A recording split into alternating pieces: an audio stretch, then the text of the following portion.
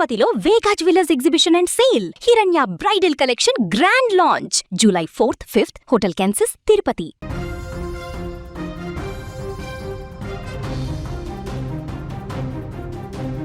క్షణికావేశం ఓ నిండు ప్రాణాన్ని ప్రమాదంలో పడేసింది. చిన్న వయసులో తీసుకున్న ఓ తొందరపాటు నిర్ణయం ఓ కుటుంబంలో తీవ్ర విషాదాన్ని నింపింది. అవమాన భారంతో కుంగిపోయిన ఓ విద్యార్థిని కళాశాల భవనం పైనుంచి దూకి ఆత్మహత్య యత్నం చేసిన ఘటన నారాయణపేట జిల్లాలో తీవ్ర కలకలం రేపుతోంది.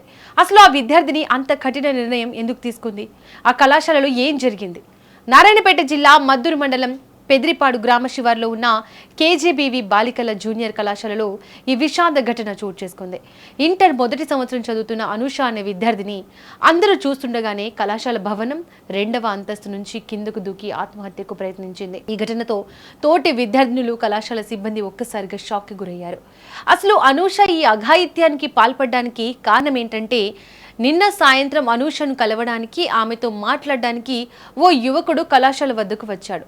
వీరిద్దరూ మాట్లాడుకుంటుండగా గమనించిన కళాశాల సిబ్బంది వెంటనే అక్కడికి చేరుకొని వారిని వారించారు. అబ్బాయితో ఎందుకు మాట్లాడుతున్నావు అంటూ అనూషను మందలించారు. అంతేకాకుండా వెంటనే ఈ విషయాన్ని అనూష తల్లిదండ్రులకు ఫోన్ చేసి చెప్పారు.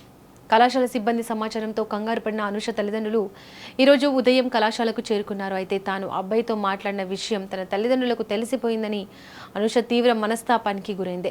తల్లిదండ్రులకు ముఖం ఎలా చూపించాలో తెలియక అవమాన భారంతో కుంగిపోయింది. ఆ డిప్రెషన్లోనే ఓ సూసైడ్ నోట్ రాసి నేరుగా కళాశాల 2వ అంతస్తు పైకి వెళ్లి కిందకు దూకేసింది. భవనం పై నుంచి కింద పడడంతో అనూషకు తీవ్ర గాయాలయ్యాయి.